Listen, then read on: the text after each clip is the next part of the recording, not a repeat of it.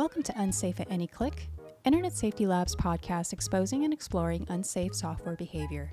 This week we talked to Eve Mailer, founder of Venn Factory, and Jeff Jockisch, partner of ObscureIQ. In this episode, we explore data collection practices at large, consent, and other interesting topics. Welcome, everybody. This is our fourth episode of Unsafe at Any Click. And we have actually the person who suggested that title for something else a long time ago. But Eve Mailer is with us today, the founder of Venn Factory. And we have Jeff Jockisch as well. And I'm going to let you both introduce yourself. So Eve, why don't we start with you? Sure. Well, it's a delight to be here.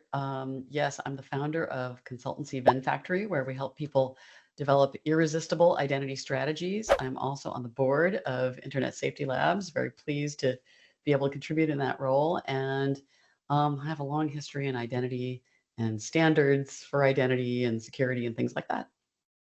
Well, thanks so much for being here, and thanks for being on our board. It's a joy to have you there.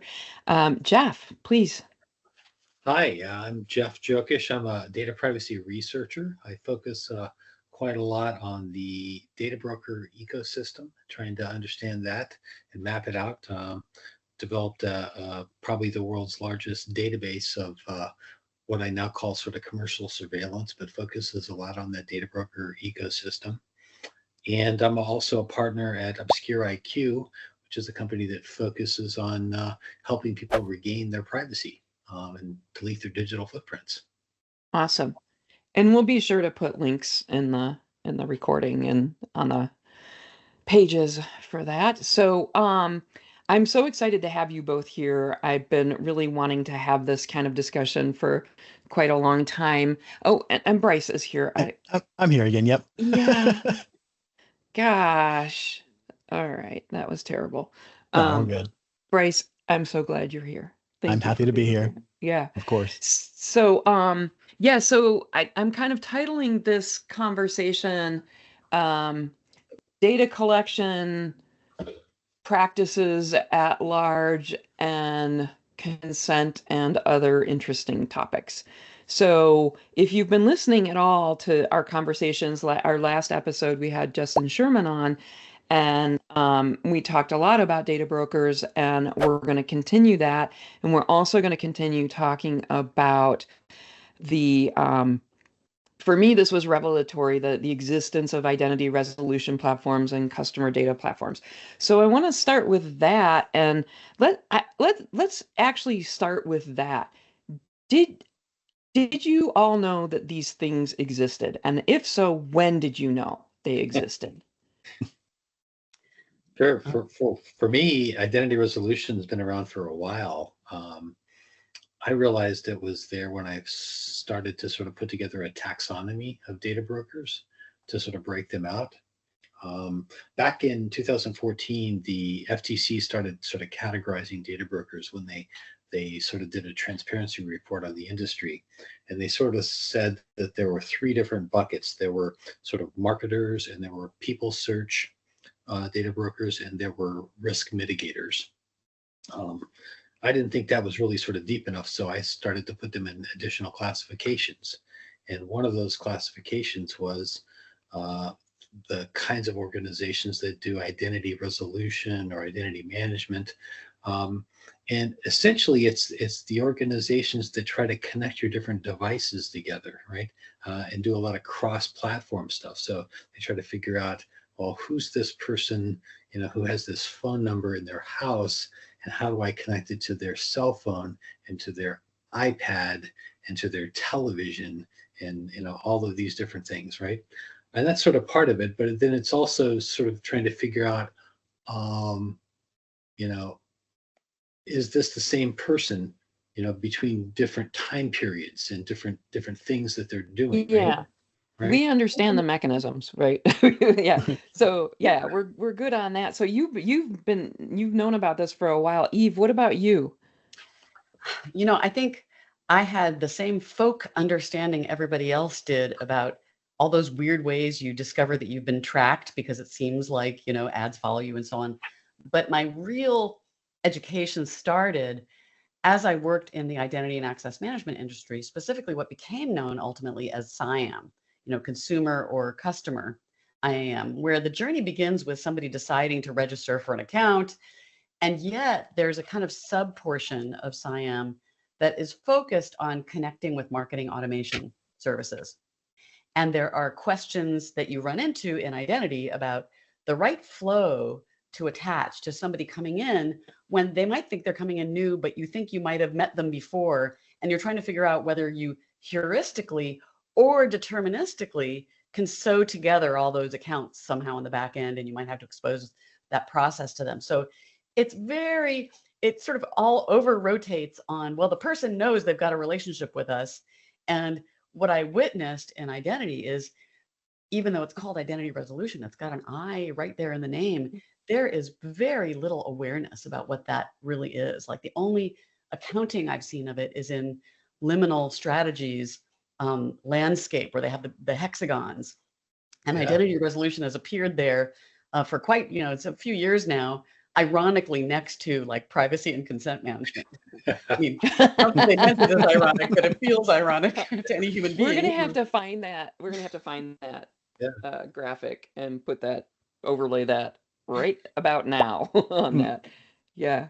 You bring up a really great point there, right? Because this ability to connect accounts is really valuable to consumers, right? Because you don't want to keep entering your information over and over again.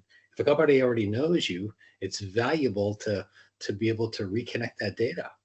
Right. I mean, you can make a case for it. And I've worked with companies who are making a case for it. It's insurance or financial services, where if you've got a KYC duty, then it becomes potentially deterministic and you feel much more virtuous in doing it. And of course, there's also security and fraud check reasons why you want to correlate all the devices somebody uses, their device reputation, companies, and things like that. So, there's, as Sal D'Agostino, friend of the podcast, once said to me, in security, they call it surveillance, and they're okay with that word because it's, it's all in a good cause.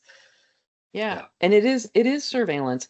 And so let's talk about a little bit. We just started to peel this onion a little bit about when it's okay, under what circumstances it's okay. I want to also talk about consumer understanding and knowability of what is actually happening, because in our report, we map, I'm gonna bring up LiveRamp, of course, because that's kind of the poster child in so much of this research. But they have literally hundreds of ingestion partners that they're synchronizing data for, and certainly, a consumer has no idea that's happening if they're using one of those fringe services that actually is being ingested into this much bigger thing. And then, of course, LiveRamp as a data broker is reselling that information. So we talked about fraud. You brought up like fraud use and Jeff, if you have legitimate relationships, and maybe we should test that for a second in a minute.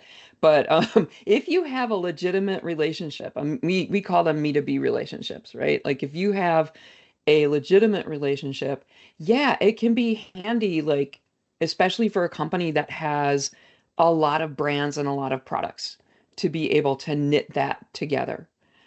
And fraud and security, I think we hit on this in the last podcast, but it might be a bit overused. And then the other, I think, overuse is personalization and consumer demand, the alleged and elusive, in my opinion, consumer demand for personalization. Yeah. So what are the legitimate needs for this stuff, and how can it be safe for people? I mean, I do think that security and fraud can be legitimate concerns. They're probably overused some, particularly where the usage of data promised for one purpose is now being extended illegitimately to another purpose. I mean, I think we can all agree if that's just not on, as they say, I think in England.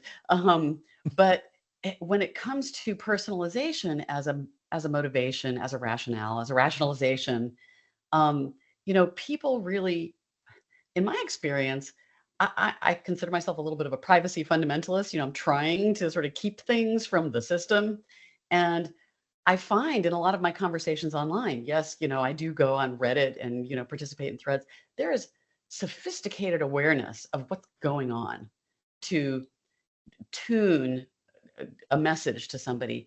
And people are just sick of it. I mean, if you could do away with quite a lot of it, call it 95% of personalization and just start fresh, they'd be so happy to engage on a more honest basis. But nobody ever gives them that chance. Yeah. Jeff, what about you? What's your take on this? Like, what's your take on identity resolution infrastructure in general? Like, is it safe? Is it okay? No, not really. I think it's gone way too far. I mean, there are now, hundreds, several hundreds. I don't know, maybe there's even more than that. I'd have to actually look at my data set. I was counting the consumer data platforms. I didn't count the identity resolution companies before we got on here. But there are just so many of those companies out there that are collecting massive amounts of information to be able to perform these tasks. And that doesn't even count like the KYC companies, right? Yeah. And they're repurposing data that was never meant to be used for those purposes. And if they're actually preventing fraud, I mean, that's great, but it's that big sweep up of data that, for all of us, right, to catch a small number of people, right? Yeah. That's the real problem. So now they've got these massive amounts of data, and you get, stuff happening like the national public data breaches, right?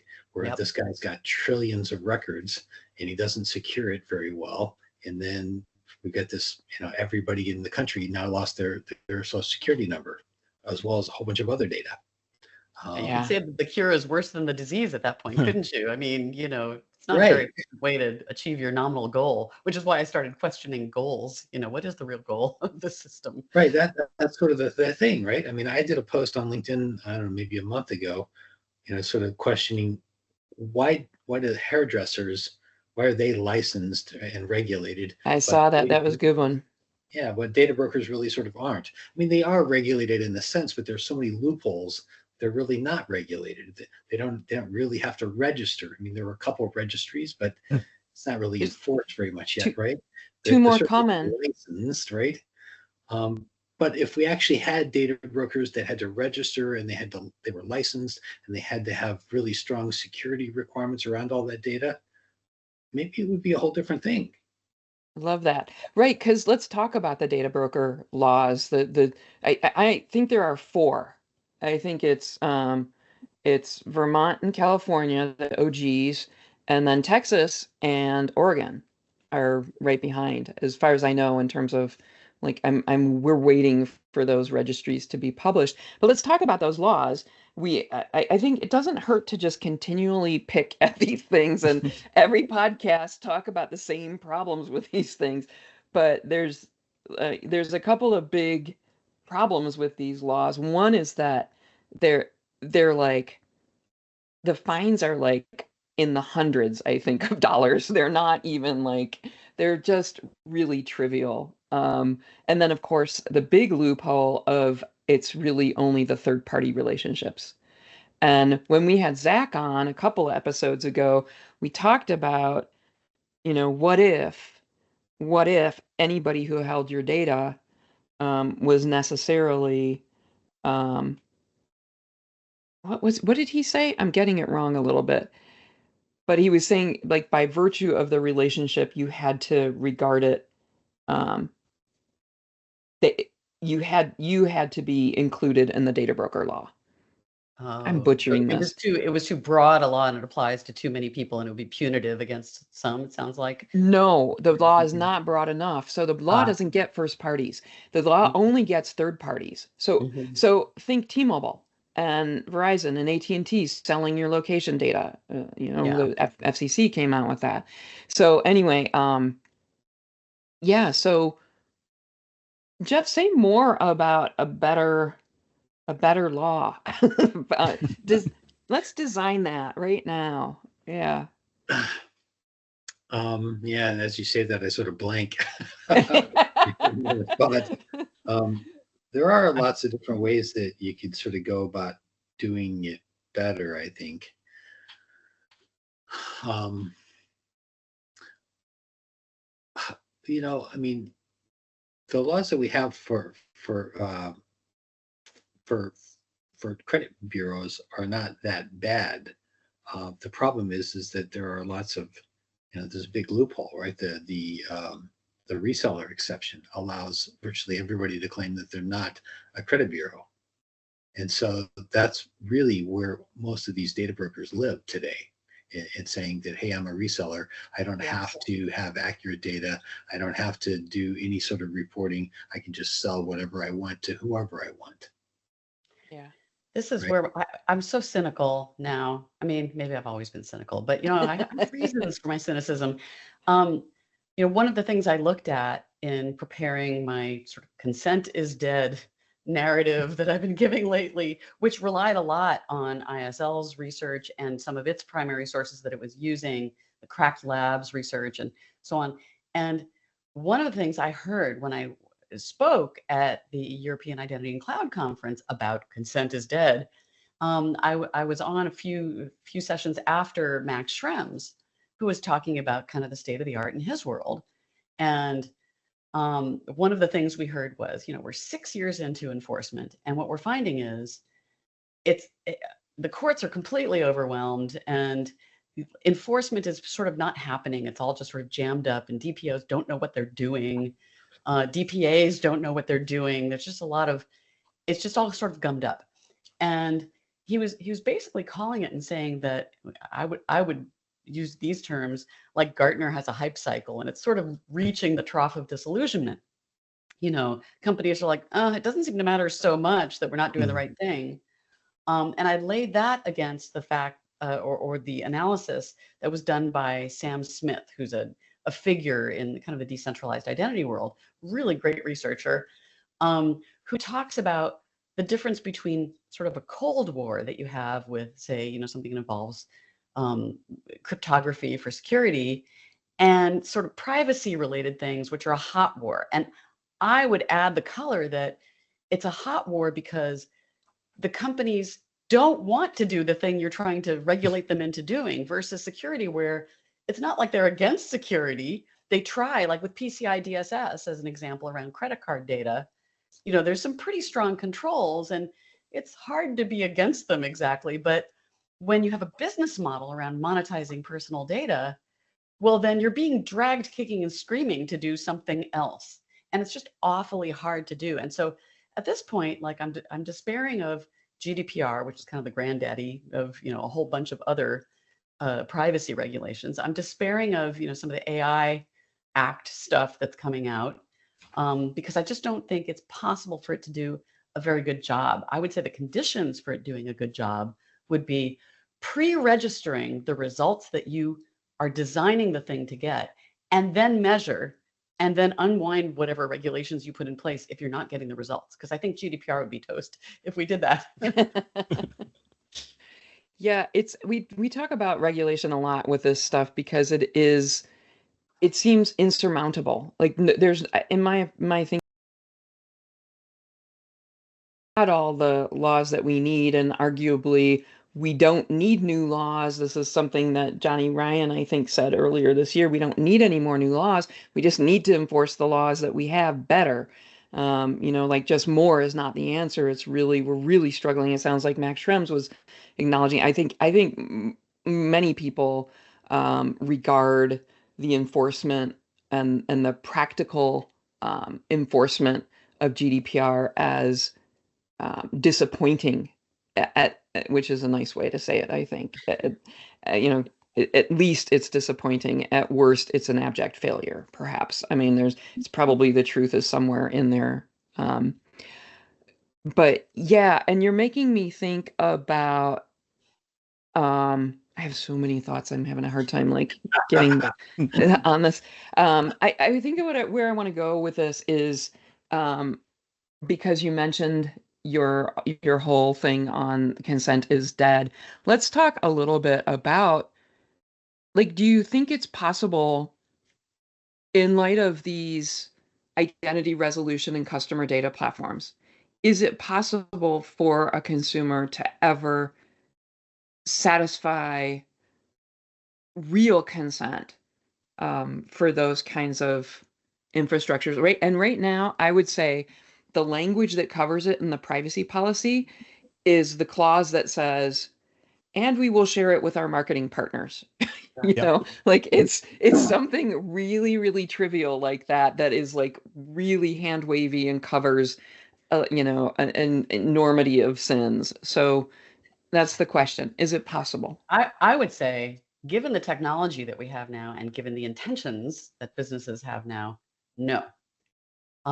Where it particularly breaks down, I mean, first party is actually bad enough. And, there was research that you had helped me find, Lisa, around, massive CPG companies that have these massive ecosystems and hundreds of brands and acquire customer records as a primary metric of what they're supposed to deliver.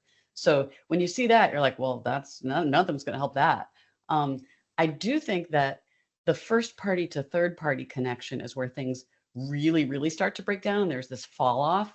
And so, there's a number of technical solutions that I could propose that might be amenable to being regulatorily mandated, that would sort of fix that brokenness, that would connect up, like you consented to do something, and if you consented to sharing, but GDPR famously doesn't allow you to give away your liability as a data controller. So theoretically, you should be sort of enforcing down the line. If there were mechanisms, and they could exist, for enforcing down the line where that data went, you have a much better shot.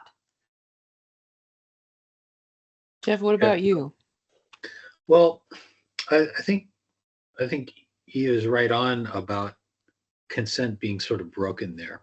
People are willing to give their data to a company in trade for services, but they don't understand at all that their data is going to end up with 500 other companies, and that knowledge is obscured intentionally.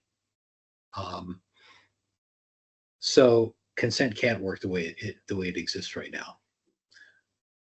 But I think if you sort of harken back to what you were talking about before, with sort of these digital wallets or digital IDs that are coming, whether we sort of want them or not, I think there may be a solution there at some point, because I really think that we also sort of started this off talking about identity resolution.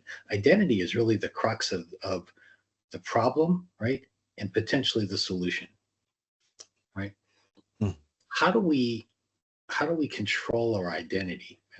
I've had a few discussions about owning your personal data, and whether you want to call it that or you want to call it something else. If we could actually sort of control our identity and be able to parse it out more effectively, if we could sort of own that digital wallet in some way, have some control over that, that might be part of the solution that's coming, right? Yeah, this is It's kind sort of of who owns those things, right? Who's putting those solutions out? Who owns that base information? There Or we who go. controls it, if not ownership? Yeah, why are they trustworthy? Right. It's an interesting conundrum, and I'm very hopeful for that sort of space too. What folks in the IAM world would call decentralized identity, or even self-sovereign identity, which I think has fallen out of favor maybe a little bit.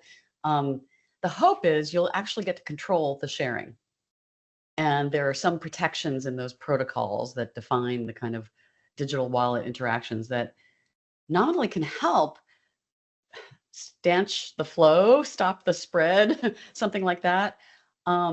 We are facing some really interesting headwinds that I think we're going to have to solve now that the identity world is learning about the identity resolution world, and the fact that people are so re-identifiable. Like, if your goal is not to be identified, then I don't want to say that the battle is lost before you've even sort of taken one step onto the field. But today, I mean, that's the reality. Like some of the data that was in that Crack Labs report about LiveRamp, and they were focusing on the EU market. So like anybody who's like, well, we have GDPR, we're okay. It's really not true. It's just as pervasive.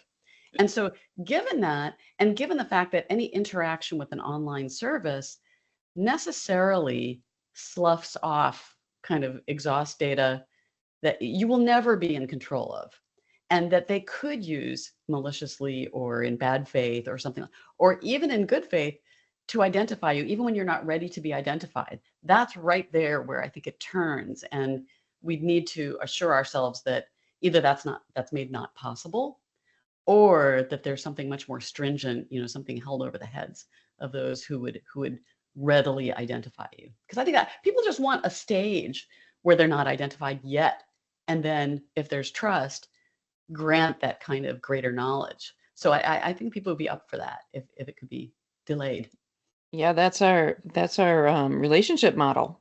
Yes, it is. Yeah, it is. And it's funny. I think maybe it's worth like injecting that. I think I have it. Yeah, I do have it handy here. I'll share screen just to pop a little visual reinforcement of this. So this is it. Thank you. Good It's eye. really good. I know it Yeah. well. And, we had written that beyond consent research, a couple of years prior, where we were proposing, kind of like there could be a loyalty bucket that you choose to be in. There's a kind of just meeting you for the first time bucket. So it all resonates with me really strongly.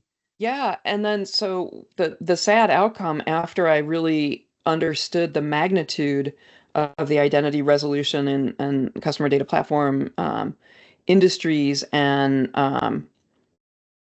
the industries, the size of the industries relying on that data, because the upshot in this deck on the paper also is like there's something like $9 trillion worth of global industries that are either involved or rely on identity resolution.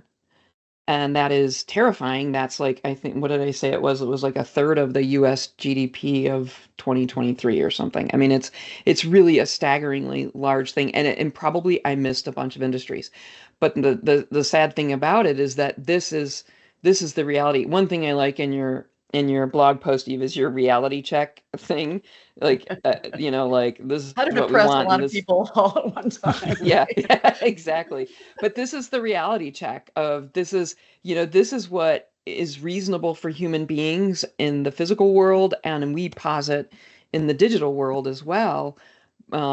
This is what we think a safe life cycle looks like. But this is actually the reality, is that you're never not known. You're never not known. And that is deeply worrying. So anyway, that's the visual. So I think where I want to go with this is I want to hit the underlying beliefs, because if this is the reality check, consent doesn't work, there's massive amounts of data, laws aren't working that great either. I mean, it really is. It's kind of bleak. It's time, I think, to step back and think about the world we want to live in and what is safe and what is reasonable. And so if we question, like, what are the underlying beliefs that we have towards personal information, we being the world, industry, government, everybody, consumers, all of us together, what are the beliefs we have about personal information and technology as we come to live our lives so much as mediated through technology and enhanced and enriched and degraded and like it's the whole spectrum. So I want to tee that question up to you both, all three of you. Bryce, you also. Yeah. Well, I think it's going to change. I think we're sort of in an untenable place right now, and I'm not sure exactly when that happens, but right now, data flows freely, right? There's no way to sort of control a personal record, right? You give it to one person, they give it to somebody else. Everything's copyable, right? We've started to develop things to control intellectual property like digital rights management, things like this, right? And to some extent, they work. They're not particularly great, but they do slow things down a little bit, right? More of that's coming, right? And we're going to be able to actually secure things all the way down to the byte level, to the individual field level. Now, I don't know if that's 3 years away or 30 years away, but it will happen, right? And at some point, we're going to be able to actually control individual pieces of our personal data down to the record level, so that I could share with you just my name and my social security number and nothing else. And I could turn that off tomorrow if I decided I didn't want you to have it any longer. That probably fundamentally changes everything about how we share information. But that would require an entire infrastructure transplant, right? Well, yeah. Everything's going to change. Yeah, those technologies exist today. I'm reminded of, and I'm blanking on the name. I'm sorry, Ian, but what is the one product that John Wunderlich and Ian Henderson work on? J-Link. J-Link, yeah, the J-Link, and they have an actual like dashboard, and I forget the name of the user, the app, but where you can indicate where you can share who has access to which data elements and so forth. Yeah. So they've been working on that for years and years. The technologies are certainly I feel like pretty solid at this point. It's just a matter of adoption. Just a matter. I mean, it's a matter of adoption. yeah, it's right. The little pesky hurdle. Yeah, well, and industry obviously doesn't want that, right? I mean, that's not in their best interest, right? But at some point, it probably will be, because they'll find a use case for it too. There are things. I had proposed some alternative beliefs, right, that might anchor how we do things differently, because the beliefs that we've had around the creation of GDPR, for example, have been limiting. They've been limiting because they don't seem to really hold. But so one of the three beliefs, replacement beliefs that I was proposing, was that data shielding requires potent solutions, like disruptive. And the example that I was giving to prove that it really has to be super potent is what we saw with Apple App Tracking Transparency, which of course means Apple as a first party gets massive data, but it's an indicator. The way people respond to it is an indicator of the levels of people's kind of native interest in sharing further. Yeah. And they're not particularly high. They're still sub 50%, although they're being influenced through deceptive patterns. I don't know. But there are some potent solutions that could be disruptive to the market as we know it now. And the biggest one that I've been sort of yanking on for a few months, and now it's starting to get a little bit more notice, and Apple made a play in this area, is fully homomorphic encryption. Yep. And previously, so the difference between sort of previous and now is it's getting cheaper to do. When you do cryptography tricks, there can be so much expense that it's outside the reach of mere mortals.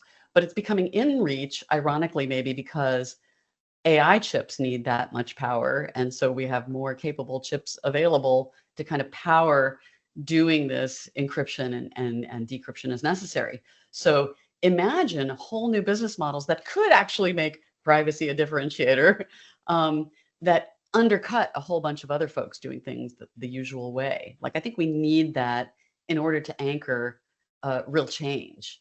I do think there's quite a few things that are out there that could be used now, I would say, in a tactical fashion to improve things.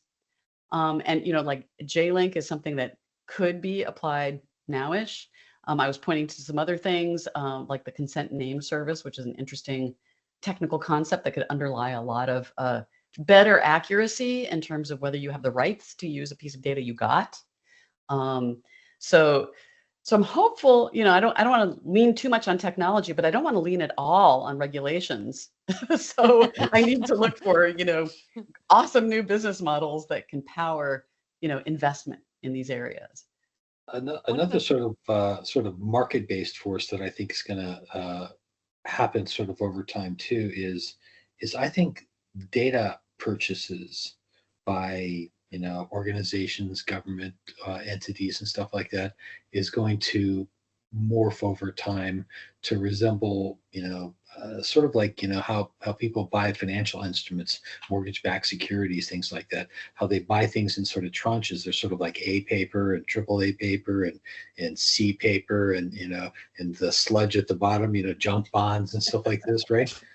Well, they're going to buy data in the same way, right? They're going to buy stuff up here at the top, right? That's really like high quality, extremely accurate data that has legitimate data provenance, right? And has proof that it has consent, right? Legitimate consent from consumers, right? Not like, you know, fake consent or whatever you want to call it, the consent theater, right? But we just said that wasn't possible. So Well, I'm confused. change over time, right? But maybe you could actually prove, hey, we actually had a privacy policy where we told our client, our consumers, right, what was going on, and I don't know, maybe there's some levels of that, right? I actually think that's going to change over time, right? We're going to actually have things that are better quality data, better sourced, right? With true provenance that we can actually prove. Okay, so one of my key questions is, should we even sell personal information? Convince me that that's a good thing for humanity. I mean, I don't have a moral quandary with people trading more knowledge about them for something they want. The alternative, I think, is it's not going to sort of survive people's natural desire to kind of do that, just to trade whatever is handy for what they want. What I worry about, like if you think about the decentralized identity movement, which is predicated on higher assurance information being shared more parsimoniously, is if we get anything wrong about that infrastructure, which is disruptive, as you pointed out, Lisa, require, what did you say, a transplant? It requires a transplant of some things to do it right. Now you're sharing much better and more accurate data that in the process of providing it, you can still slough off enough exhaust data to identify you when that wasn't your intent. So there's a lot of leaning on techniques like selective disclosure and zero knowledge proofs. And those are defeatable by some of these re-identification attacks. And so again, if you have an expectation of greater privacy and better control through using these technologies, I guess either people will be sorely disappointed when they eventually see the results and they're still identified where they didn't expect it, or this is exactly where people do learn from the school of hard knocks. And this was something that I was sort of proposing in one of my blog posts, is like, okay, we know what the deal is with education, and like you don't want to just sort of educate people about something they don't care about or can't change particularly, but people have become educated about two-factor authentication and that being a good idea to turn on, and how to use passkeys and things, and everybody knows they're being tracked. So if you said, look, you're even being tracked when you're doing this, so do it this way or only do it with these providers, you have a shot at awareness, sufficient awareness to count as informed consent eventually, I think. Yeah, you can't share 10 random points of information about yourself and not expect to be re-identified. Triangulated within an epsilon of human existence. Yeah. I feel like sometimes we don't realize that we're so different from most of the people in the world as technologists. I mean, you say that, Jeff, but my mom wouldn't know. Yeah. Like there are many people. Education. Yeah. And you're right, Eve. It's a great point to bring up, because it was like two-factor authentication was like, oh no, science fiction, like when it first came out, like, and it like blew people's mind, like, everyday people, it was like, dear God, I have to be a computer scientist now, like. I mean, the people you want to educate are the sysadmins of the families, right? Yeah. And they catch on pretty quick. Yeah. So I wanna just share some thoughts with you. I wanna get a like thumbs up, thumbs down kind of reaction, or just a like a gut reaction on this. So I'm going back to like the core beliefs, and they're more like at a philosophical level than a practical level. Like, do we believe in um, zero knowledge proofs or something? Like I'm going a little bit higher. So we many people view personal information as property. What if we didn't? What if we viewed personal information as something more like an inseparable extension of our very selves? This goes, Jeff, to your point about the identity. Identification, it's the master join key, right? It's the join key of all things. This is the personal information linchpin. And so from a technology perspective, yes, identification is that. But what if we viewed personal information differently? And also, what if we adopted the nothing about us without us principle? No institution, no nothing, no technology holds information about us without us. So I don't know. That's one belief change. What do you think? I think we have to go there at some point, in some way. I've many times espoused that belief, no data about you without you. Came from the healthcare industry originally, and it was a rallying cry for me when I was at ForgeRock, and for all of us there.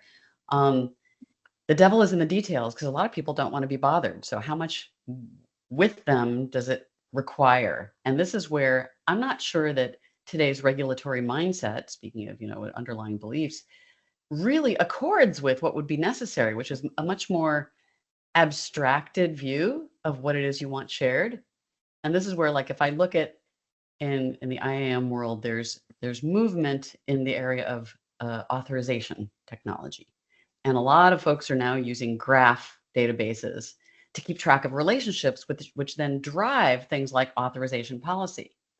And I really like this idea for the hard case of now applying it to individual people, because they don't think in terms of authorization policy. They think in terms of, I want to share my medical health information with my husband, and I'm willing to share it with businesses that are contributing to my health. How far it goes, I have some opinions about that, and it could go sort of by relationship.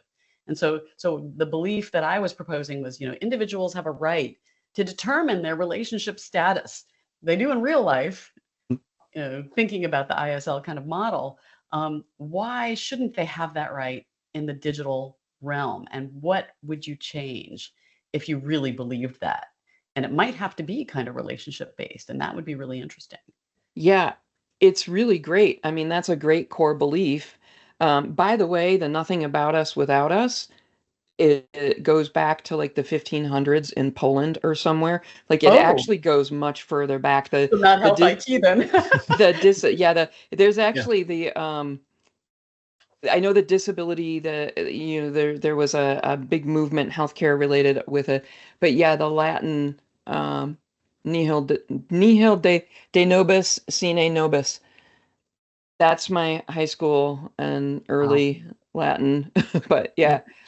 Anyway, so I like that belief that we should be in control of our relationships, whether they are mediated online or in real life, right?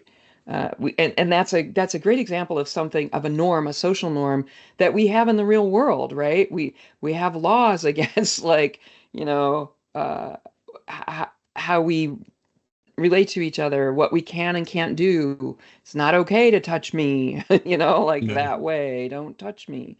So here's another one. What if instead of seeing personal information as some kind of publicly allowed natural resource ripe for the taking, institutional God-given right to harvest and exploit, what if it was only to be used in service to the person whose information it is? Here it is, Eve, in the context of the relationship between recipients of any personal information. So that's my kind of spin, weaving them together. That implies a fiduciary duty, essentially, in part at least, to the individual. And that would definitely be a corrective that might be effective legally. So I think that's interesting. Yeah, and it doesn't, I mean, it's funny that we have to have this heavy-handed legal word fiduciary about it. It's just decent behavior, you know? Yeah, but I mean, that's why laws exist, is to align Yeah, that's true. incentives I'm to, so to nice. be I'm so decent.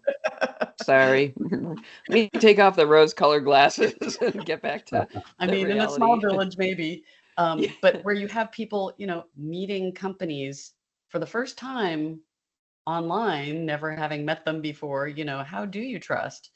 And knowing that they have a duty to be doing something on your behalf to some degree, it would be interesting to explore. I like the concept a lot. I've read through the data fiduciary concept that has come up, and legal scholars have battled it out back and forth for, I don't know, a few years now. I tend to think it's a pretty great idea, even after reading all of their fighting back and forth on the topic. Yeah. Yeah, I don't hate it myself. Um, the last one that I have is it relates to how we see technology. And this is ill-formed. Let me just say that out of the gate here. This one is ill-formed. I don't love it. I'm reading it right now and I'm like, yeah, I don't love this. But anyway, we kind of see technology as the solution to all problems, real and imagined. That seems to be a belief held by many, many people in the world that we can technology our way out of everything, out of everything. And I wonder if we should view technology more critically, and as instead of being such like really talk about pie-eyed optimism, I think I think that's exactly what has happened with technology in general. But what if we slowed down and held any technology, big, small, in between? But if we had a norm where the process for even contemplating technological solutions ensures, first and foremost, that it's not harmful, um, and that it actually empowers, and I say all beings, um, because that's language that I use in my life, but you could say humans or humanity or whatever, and also preserves our precious planet. Like, what if we just took a totally different kind of worldview on technology and made sure that it didn't get away from us, which is in many ways, I think, what we're living in right now. The concern I would have is that the people applying the rubric for what technology gets through are people. Yeah. And they're people who are influenceable and fallible and maybe confused, just like all the rest of us. And so when you stack that against the alternative, which is, in the first instance, I would call it sort of permissionless innovation, meaning, people try stuff, people, make businesses, people attempt to contribute something to the world. They can maybe do good by doing well. Maybe they just want to do well. I'm not sure that we would filter out the right things. And it's the same challenge as regulations. Yeah, I tend to agree with that philosophy. I really liked um, the rise of the internet and the Communication Decency Act that sort of protected it. Now I sort of almost wonder if that was necessarily the perfectly good thing that came out of that, given what sort of social media has sort of given us. But I also sort of think that if we sort of stop the innovation, aren't we stopping the solutions from saving us that have given us all these problems, right? I mean, it gives us all the problems, but maybe it gives us all the solutions as well. Well, I got to interject there. I didn't say to stop technology. Yeah. So, I mean, because sorry to kind of cut in on it, but that's a leap a lot of people make. Like as soon as you start to, we're about product safety for software and technology, and the long history of product safety is immediately, you're going to stop technological innovation, right? There's a lot of that sort of jumping to that thing, and that's not really at all the case.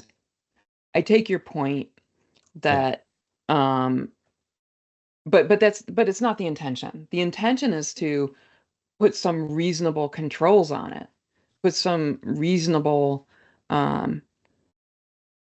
longer term thinking on it, and a little less.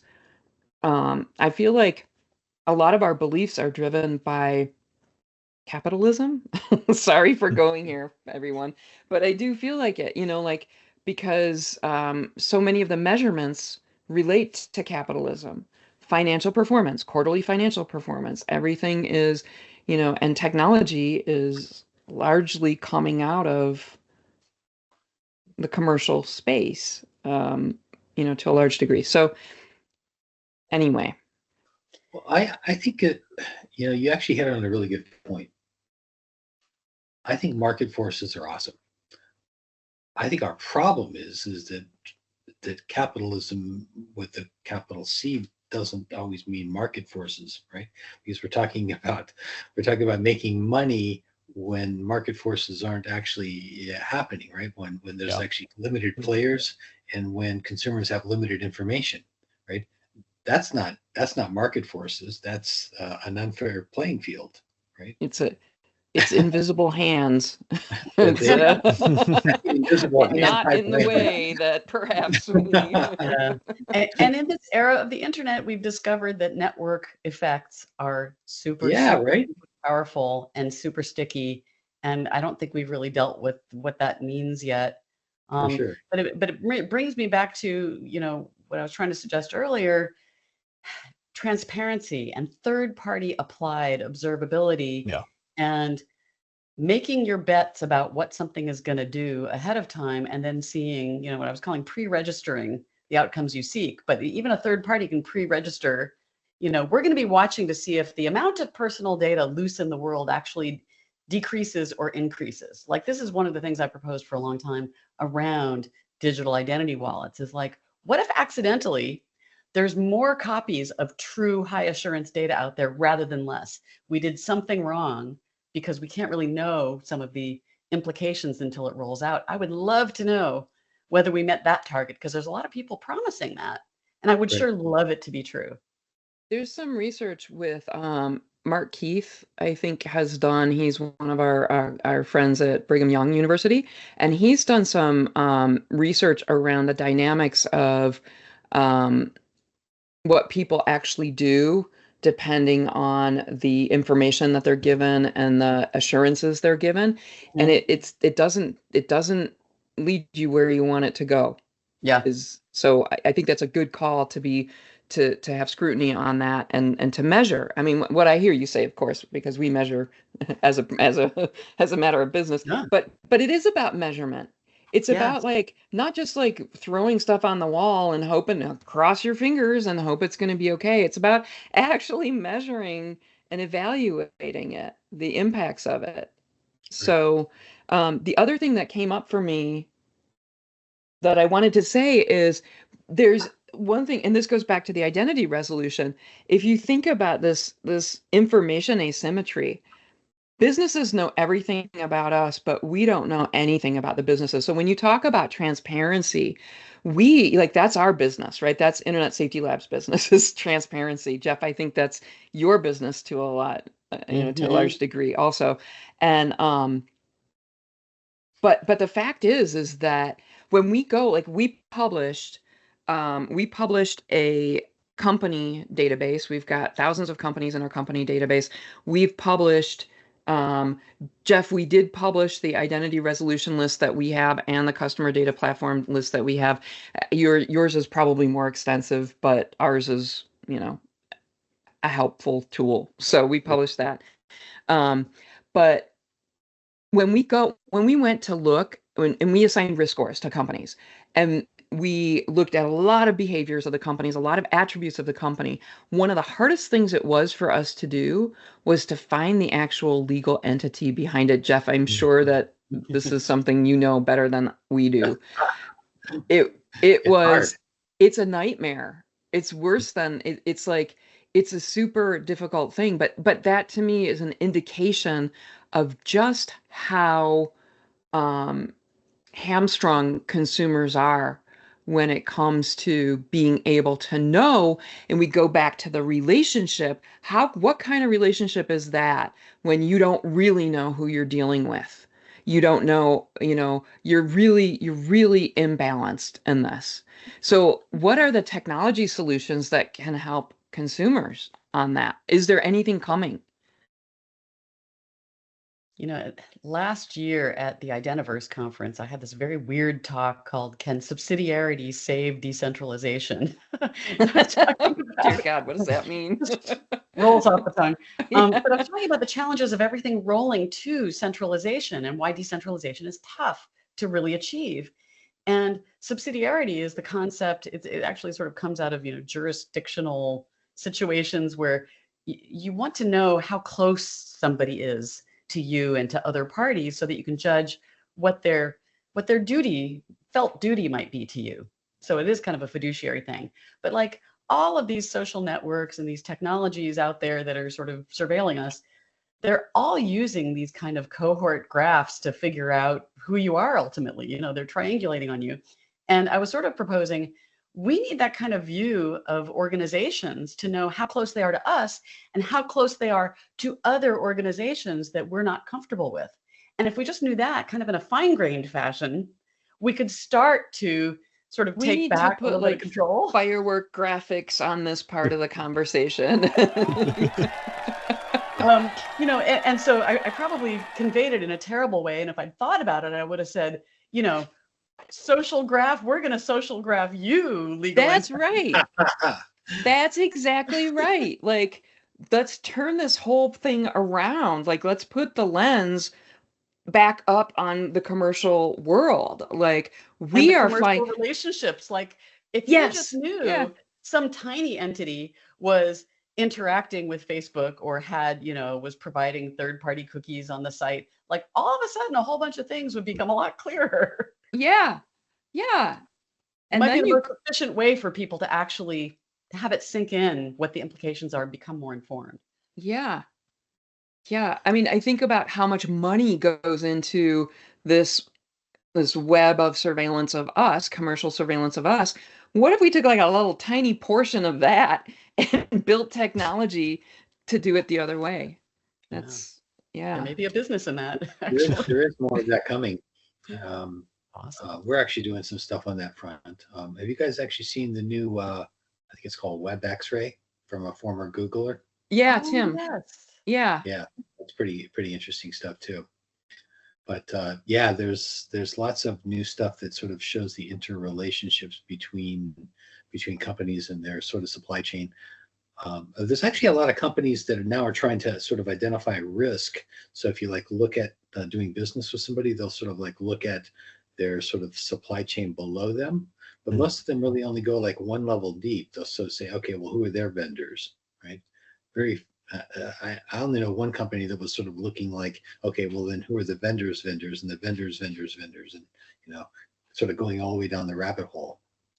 Yeah. Sometimes I wonder if the organization GLIFE would be a good one to partner with. That's the Global Legal Entity Identity Foundation. So they work on identifying proper ways to identify organizations. That's pretty fascinating. Cool. Be interesting. Yeah. I wanted to also bring one other thing back for sort of the identifying us real quick, if we have a moment. Just this one example that I think people don't realize, and it sort of depends on which data point you're talking about. So if you're talking about your shoe size and whether you like a particular football team, maybe that's different, right? But if you're talking about, let's say, really important information, demographic information close to you, like your birthday and the zip code that you're in and your gender, let's say, right? If you know those three things, right, you can identify Americans with 50% probability exactly who they are. Yep. So if I have those 3 data points about you, there's 50% chance I know exactly who you are. And there's no chance people aren't going to be sharing those things. Right. Yeah. This is the challenge that we have. Isn't that crazy? Just 3 data points. Mm-hmm. That's not new information to me. Yeah. Yeah, but most people don't realize that, though. Yeah. No, yeah. That's true. Yeah. And the zero knowledge proof, technique that's proposed to fix all this is not going to fix this. Right. Yeah. So, okay, we can't end on a pessimistic note. we, I mean, we could. It wouldn't be the first time, but let's try to land on an optimistic note. And I'm really racking my brain trying to figure out what I like the surveil the company's idea. I like it too. I think we're Jeff in doing this. yeah. I mean, it really is. That's what we do. Like what you and the web X-ray. I mean, we have app microscope. So the reason we didn't go after websites is because there was already blue light. Is it blue light from the markup? They had Foo Analytics or black light. Oh my God. That makes sense. I need to make like just a global apology at this point. I am not with it today. This is really problematic. I am so sorry. Blue light. It's not even a thing. All right. Black light. Black light by the markup. Foo Analytics. Shout out to Foo Analytics and their website, web X-ray thing, and then Tim Liebert's web X-ray. So that's well-trodden territory, and so we're like, well, we are gonna build that. We are building safety labels for websites. Those will come, but we've got the safety labels for mobile apps at appmicroscope.org. Do a little plug for it, but that does expose, if you look at it, and in fact, maybe we ought to pull one up just to. I have one handy, I think. Let me see if I can. I'm going to pull up the worst one. That's the one we always do. There is a worst one in our database. These are largely EdTech, just as a reminder. These are mostly EdTech. And sorry, Palm Beach School District, you have the dubious honor of having the worst label in our database. And so what the thing I want to point out here is this is a summary information. It sort of goes from the crudest level of information summary to summary here to gory details down here, right? And this is for a particular kind of audience. It's not for everybody. A lot of people don't want that level of information. But what I will point out is the total number of companies up here in the network traffic. So we could have done this. We actually look at all of the subdomains that we see in the network traffic and we score the subdomain. But I think that the reason we don't present it like that is because what an average person might want to see is really who the companies are.